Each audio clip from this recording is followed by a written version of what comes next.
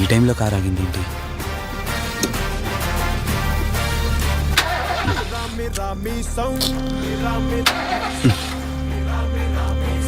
ఛే.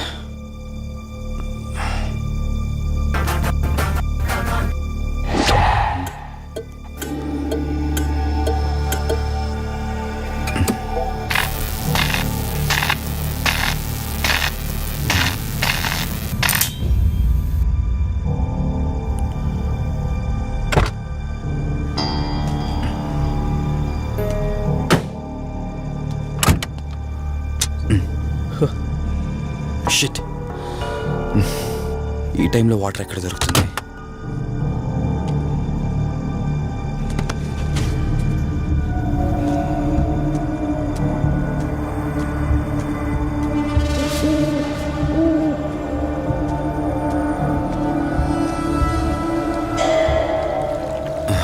Thank God.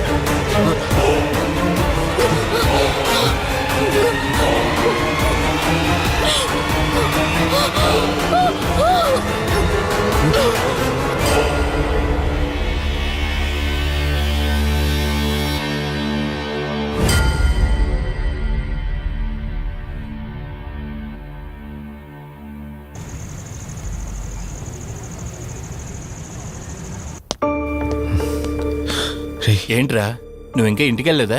తనకి ఎలా ఉందిరా? షీఈ్ ఆల్ రైట్ రా. కరెక్ట్ టైంలో తీసుకొచ్చా. Thank God. నీటిలో పడ్డం వల్ల పెద్దగా దెబ్బలు కూడా ఏం తగలలేదు. ఫిజికల్గా తను బానే ఉంది. రిపోర్ట్స్ కూడా నార్మల్గానే ఉన్నాయి.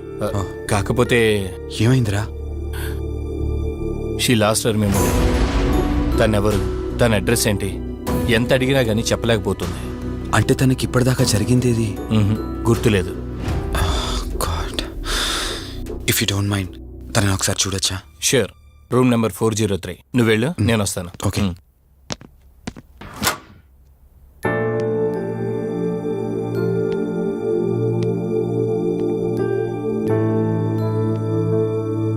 హాయ్ అండి, మిమ్మల్ని సేవ్ చేసింది నేనే. బై ద వే, నా పేరు కార్తిక్. డాక్టర్ చెప్పారు మీకు జరిగిందేది గుర్తులేదని. మీ వాళ్ళ గురించి నేను కనుక్కుంటాను. మీరు రెస్ట్ తీసుకోండి.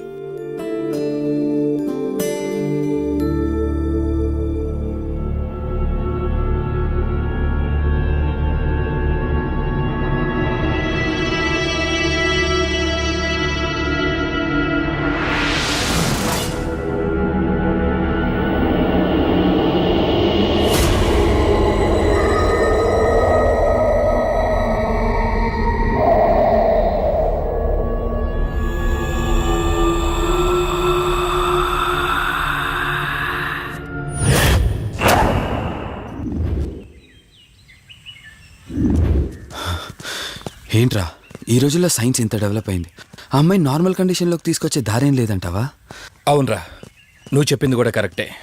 అప్పుడప్పుడు ఇలాంటి కేసెస్ వస్తే మా డాక్టర్స్ కూడా సవాల్గా ఉంటుంది. అంటే ఎన్ని రోజులు పట్టచ్చు? ఎగ్జాక్ట్గా ఇన్ని రోజులని చెప్పలేం కానీ ఒక్కోసారి 1 డేలోనే గుర్తుకొచ్చేయచ్చు. కొంచెం క్రిటికల్ అయితే ఓ 4 రోజులు పట్టచ్చు. సమ్టైమ్స్ లైఫ్ లాంగ్ గుర్తు రాకపోయినా ఆశ్చర్యపోకర్లేదు. అంటే మనం ఏం చేయలేమా? చేయలేమని కాదురా, మన ప్రయత్నం మనం చేద్దాం. ఎందుకని మంచిది, పోలీస్ కంప్లైంట్ ఇద్దాం. అది కాదురా, పోలీస్ కంప్లైంట్లో అది ఇది అంటే ఈ కేసులు ఇంట్రాగేషన్లు అన్నీ ఉంటాయి. అవసరం అంటావా? తప్పదురా, అసలే యాక్సిడెంట్ కేసు. పోలీస్ కంప్లైంట్ ఇవ్వకుండా మేము ట్రీట్మెంటే స్టార్ట్ చేయకూడదు. నువ్వు నా ఫ్రెండు కాబట్టి రిస్క్ చేశాను.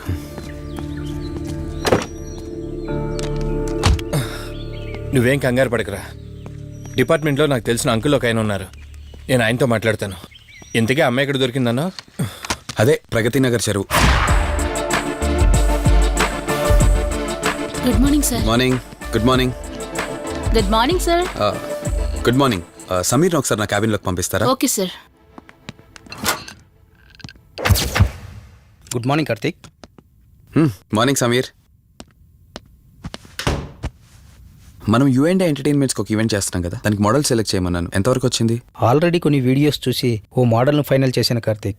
ఓ మీకు మెయిల్ చేశాను, మీరు ఒకసారి చూస్తే. Okay sure. వావ్. రే వాసు చెప్పరా. రే అదే సిఐ అంకుల్ నేను అమ్మాయి దొరికిన చెరువు దగ్గరికి వచ్చాం. నువ్వు వెంటనే బయలుదేరి ఇక్కడికి వచ్చా. ఓకేనా? ఓకే వెంటనే బయలుదేరుతున్నాను. సమీర్, ఈ అమ్మాయి పర్ఫార్మెన్స్ బాగుంది. నేను అర్జెంట్గా పని మీద వెళ్తున్నాను. మిగతా ఫార్మాలిటీస్ అని మీరు ఫినిష్ చేయండి.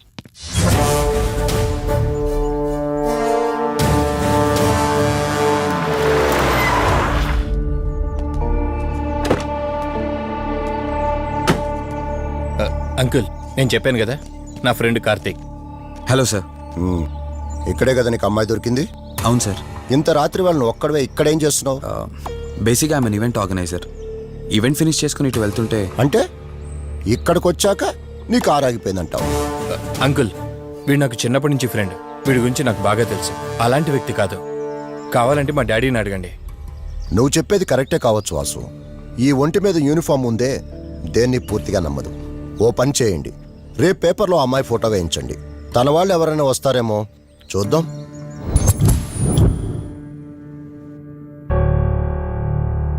మీ ఫోటోనే. మీరు గతం మర్చిపోయారు కదా, మీకు సంబంధించిన వాళ్ళు ఎవరైనా వస్తారేమో అని చిన్న ప్రయత్నం.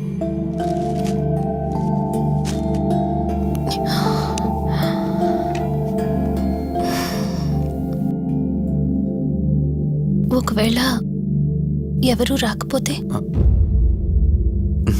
అయ్యో అలా అంటారేంటండి, తప్పకుండా వస్తారు.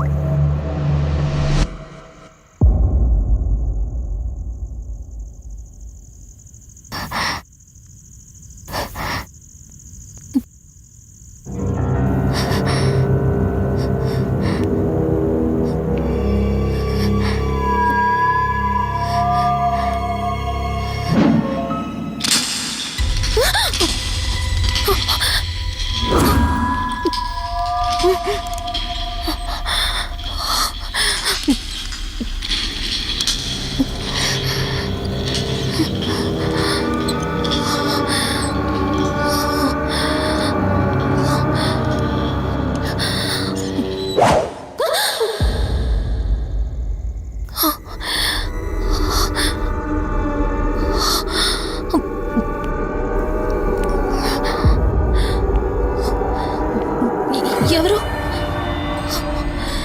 ఈ టైంలో ఇక్కడేం చేస్తున్నారు? మిమ్మల్ని మాట్లాడేంటి?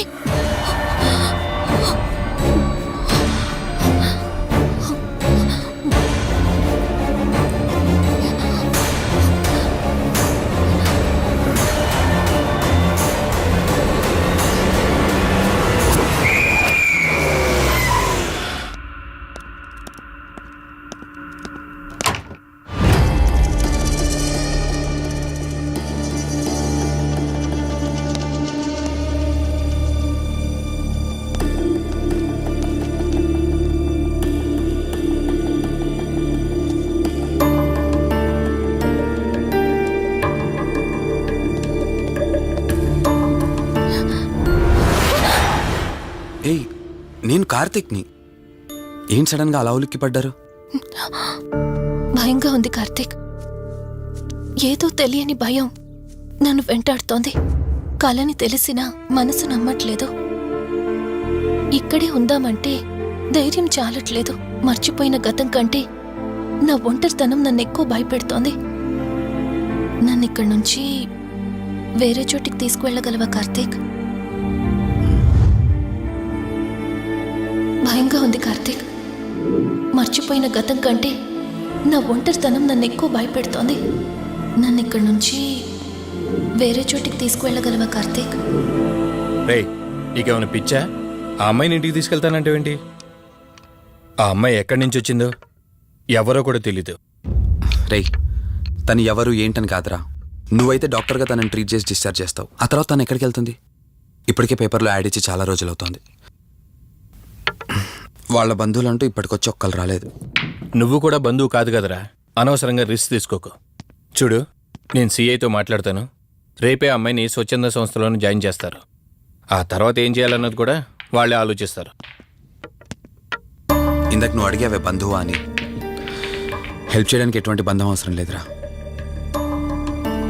ఆ రోజు ఆ అమ్మాయి నా చేయి పట్టుకున్నప్పుడు కొన్ని వందల ప్రశ్నలు పుట్టేరా.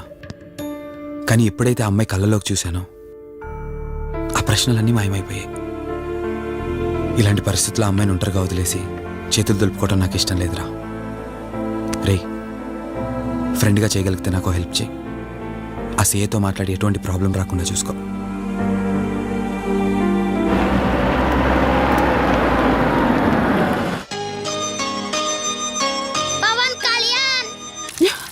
ఈ ట్యాప్ ఒకటి వస్తామని ఇరిటేట్ తెప్పిస్తుంది.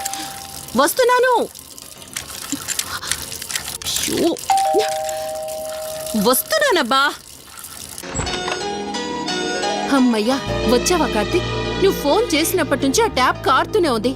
అది అలా కారుతూ ఉంటే సింక్ లో పడుతున్నట్టు లేదు, నా నెత్తి మీద పడుతున్నట్టుంది. దాన్ని త్వరగా బాగు చేయించు కార్తీక్.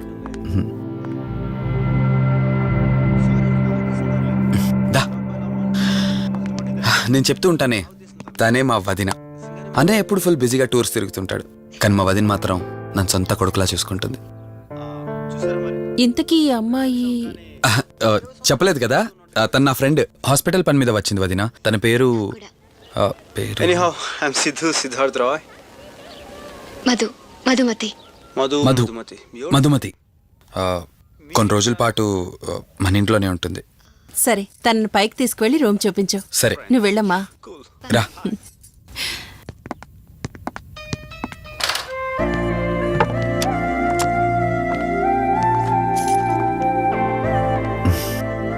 ఇదే నీ గది. ఎదురుకుండా ఉందే, అది నా బెడ్రూమ్. నీకు ఎటువంటి అవసరం వచ్చినా నన్ను అడగచ్చు. నీకు ఎటువంటి ఇబ్బంది ఉండదు. నాకు భయంగా ఉందని ఒక్క మాట చెప్పగానే ఏమీ ఆలోచించకుండా ఇంటికి తీసుకొచ్చారు.